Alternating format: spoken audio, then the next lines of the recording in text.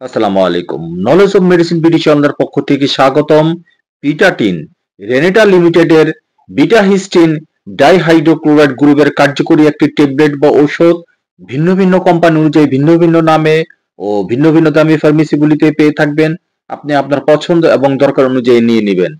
নির্দেশনা: ইহা মেনিয়ার্স ডিজিজের এবং মেনিয়ার্স এর মতো উপসর্গ যেমন মাথা ঘোরা, কানে ঝিঝি শব্দ, ধীরে ধীরে শ্রবণ শক্তি হারানো, যার সাথে সাধারণত বমি বমি ভাব বা বমি থাকে। মাত্রা ও সেবন বিধি: প্রাপ্তবয়স্ক প্রাথমিক চিকিৎসা হিসেবে 8 থেকে 16 মিলিগ্রাম দিনে 3 বার, বিশেষ করে খাবারের সাথে নেওয়া হয়।